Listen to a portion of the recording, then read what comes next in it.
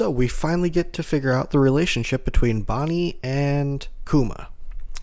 But before that, welcome back to the Straw Hat Duo. My name's Charlie, and I'm glad that Oda decided to take a break last week because we were without power after getting hit by a hurricane. But it was just, normal power outage, not too much damage. So everything's all good now, and we have power back and came back at just in time for the chapter. Well, actually, it came back last week sometime, but I can do the chapter review. So today we're going over chapter 1062 of One Piece, titled Adventure in the Land of Science. So the cover page story of the Germa 66's cold-blooded voyage is not over, and it is on volume 20, and it is Chocolate Town completely frozen over, citizens and all. Who knows what's going on there? Getting right into the chapter, we go straight back to Vegapunk's giant robot, holding up the Sunny. Frankie, he freaks out. He's like, Vegapunk, you're like my role model. I look forward to meeting you. I killed 2 years in your hometown, Baltimore. After going through your lab, there was still loads of stuff I didn't get a chance to look into. I wonder if that was because he didn't have enough time or he blew half of it up. Somebody here, maybe Usopp, says, it's the giant mech of my dreams. Of course, Sanji's there swooning over the pretty lady, and Usopp's like, I can't wait to show how big this is compared to the General Frankie. Robin's in the background, she's at the ready, so is Zoro. He's like, got his hands on his sword. Robin kind of chips in like every fan, every YouTuber, everybody thought. Says, just a moment, this is the first I've heard of Vegapunk being a woman, and you look way too young to be a scientist decades old. And this Vegapunk, will learn that there's 6 bodies other than the main Vegapunk. We're not sure if it's remotely controlled. Well, it's obviously not remotely controlled. We see later on that soon we see that they can talk to each other. So they're sentient of some sort. How sentient? I'm sure we'll find out. So she goes, naturally, who said this was the main Stella body? Stella being the code name for the main body, I believe. And she says, you're looking at Vegapunk 02, Vegapunk Lilith, which there's some editor's notes a little bit later on when they go through all the names, and we'll get to that. In any case, we always run through our research funds in a jiffy. We'll allow you to skedaddle if you just give us your valuables. So here you can kind of tell that she's talking in an old-timey voice, or old-timey way. She's one of the ones that's been around Vegapunk the longest, if the numbering scheme makes sense. She's number 2. Nami rebuttals with, what? These waters are chilly enough. Without you being so cold too. Just fish us out. What kind of rescue do you call this? They start arguing. Vegapunk's like, I told you, it's not a rescue. Trespassing on these waters is nigh impossible. Resist and they'll sink you without question. And then at this point, a bunch of Sea Kings that seem to be robot Sea Kings pop up out of the water. That's kind of funny. A little bit later on, they talk a little bit about Lulusia Kingdom. What if the thing that took out Lulusia Kingdom was a quote-unquote replica of the ancient weapon? Vegapunk making robot Sea Kings is his way of making Poseidon to an extent. Poseidon can control sea creatures. Well, so can Vegapunk here now. So that might make the ancient weapons pretty much obsolete. Vegapunk might do that. That could be a reason for something we'll talk about shortly. So Frankie lights up. He's like, weaponized sea beasts? That's rad. And Usopp's, terrified. Zoro is completely unfazed. He's just like, oh, there's more things to cut. Cool. At this point, the Vegapunk that we're talking to gets a call from Shaka, Vegapunk number 1. They start to argue a little bit, and Lilith is like, I got them where I want them. I can take their treasure. Shaka, Vegapunk 1, says, you don't know what you've gotten yourself into. That is a new Yonko crew. There's Nico, Robin, Zoro. They can both kill you in an instant right where you stand. And that's not even counting their captain or anything like that. You are in way over your head. Besides, they are extremely strong, and I want you to bring them to me. I have interest in them. Vegapunk Lilith looks at them and says, those imbeciles around them lulled me into a false sense of security. I confound it. I was careless. This is where Zoro kind of looks at her menacingly, most definitely, and says, hey Vegapunk, there's something I want from you, so you'd better play nice. Got it? Vegapunk Shaka, which is labeled Logic, says, no matter, bring him here. I have interest in that crew. And there's a translator's note here that the old man voice is really only evident with Lilith. So Vegapunk 1, because we don't know if it's a she or they or him. We don't know what gender it is. All we see is like a helmet with the same antenna, but a helmet nonetheless, in the back of it. And they don't have the old-timey voice, so they could have been more matured. They could be similar to Kuma, honestly. The same way that Kuma was made, they could be. So then we cut off from there and we go over to Luffy's group with Luffy, Bonnie, Chopper, and Jinbei. Continue into the cave that they were near, and they're all dried up. They have their clothes back on. And then finally they start to work their way up a ladder into what we'll see as a city. Luffy goes, hey, have you been here before? Bonnie's like, yeah, when I was a kid.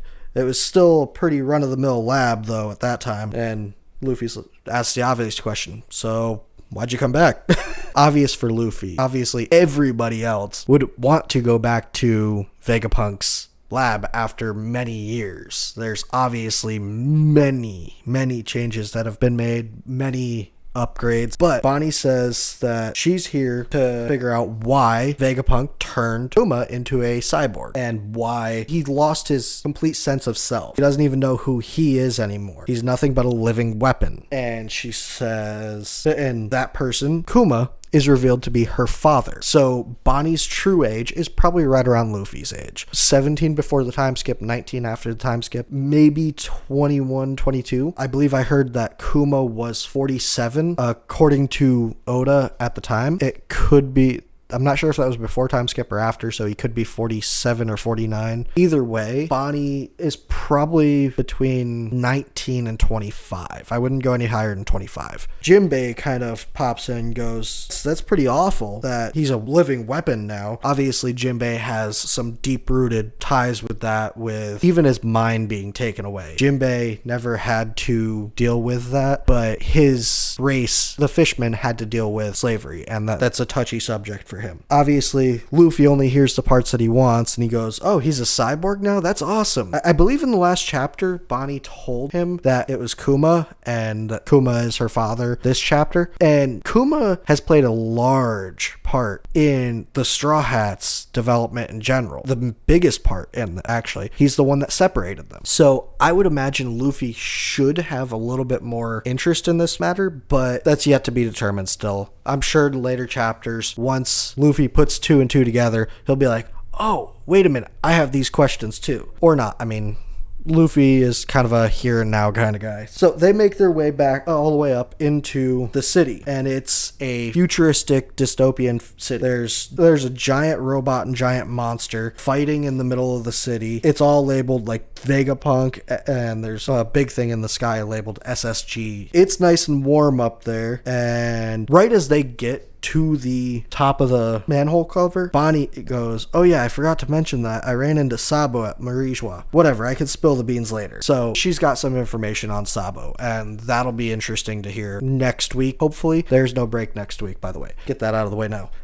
So they're all amazed at the city. The first thing Luffy sees is the giant monster, and he gum rockets straight to it. Bonnie gets all angry, and she's like, we're trying to infiltrate the area, not just bust in. She obviously doesn't know how Luffy infiltrates. Luffy rockets straight into the monster's mouth. The monster clamps its mouth shut, and Luffy flies out the other side. Bonnie and Chopper at this point don't see Luffy fly right out the other side at first, and they're like, God, Luffy's been eaten. Luffy gets all disgruntled as he hits the ground. Jinbei's like, hey, you alright? And then they spot a giant parfait, middle of the ground, just on the floor. Chopper, Bonnie, and Luffy all dive straight for it. Food. Jinbei's the only one of reason going, hey, wait, no, why would they do this? This is obviously a trap. Don't do that. They end up flying straight through it. It's another hologram, just like the monster. They get all pissed off. Luffy just keeps on trying to grab it. Can't get it. At this point, he looks like he's about to go into gear 5th, just out of anger from it.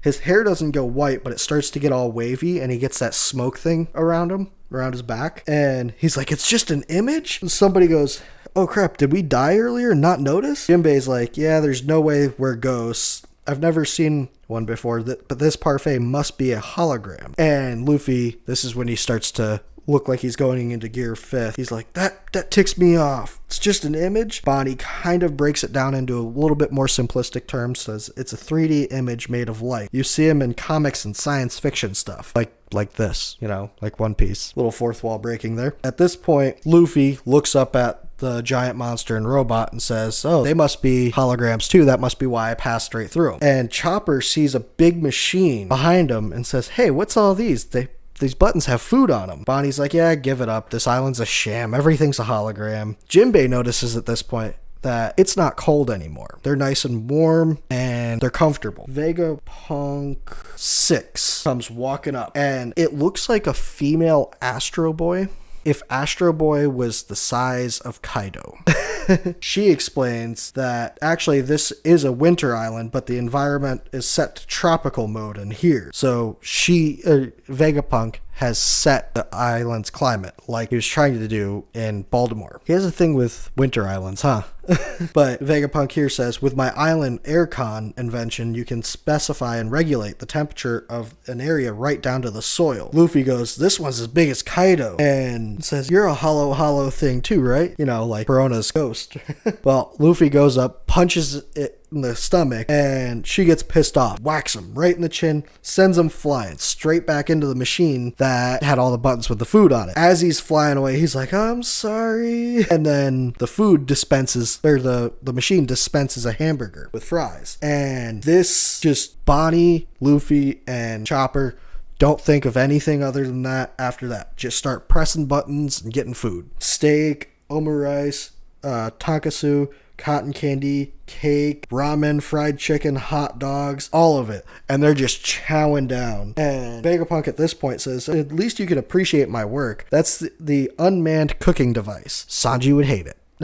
But she says that it can turn raw ingredients into one of the 500 unique dishes in under a minute. The make do with what you've got mode is best. And they're still naming off food as she's saying this. She gets all pissed off at this point. She's like, but I can't be too happy since the lack of competent engineers, nobody else can build it. It's the only one of its kind. And is following blueprints really that hard? And she jumps up and punches the hologram that Luffy just passed through. And then this baffles him. And as she's doing this, she goes, yeah, it's the same with the damn sensors on the island, the aircon. We can't build anymore because nobody else can build, or nobody else is competent enough to build it. So we only got the only one. She adds, and it could even tame the weather if we had just a bit more money. But there are endless ideas and not enough resources. They kind of go, wait. She punched a hologram, and as she lands, she high-fives another, I believe, hologram citizen of the town. I mean, it could be just a regular citizen. Who knows? It could be a cyborg, too. Who knows what it is? It could be an alien. I mean,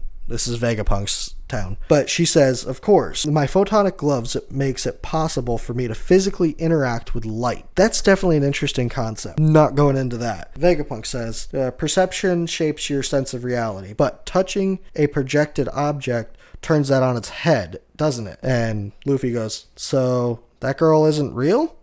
And he just kind of lets it go and continues eating, kind of with an angry look on her face. She said, debates on what makes something real are as old as time. It's something you'll have to decide for yourself. But I consider the matter myself settled. Jinbei at this point, he's got some meat he's eating too at this point.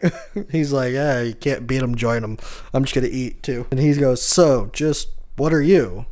And she goes, me? I'm your resident scientific genius for hire, Dr. Vegapunk. And it says this is Vegapunk Atlas for Wrath. Bonnie kind of gets pissed off at this point. She goes, that's a total lie. Luffy and Chopper start to choke on their food and go, wait, you're Vegapunk? I've heard that name. Kobe told me about you. Which I didn't remember Kobe talking about Vegapunk at all to Luffy. But hey, I mean, I don't remember every part of the story. It's at this point we jump away from the island onto a world government ship. And they're in the New World.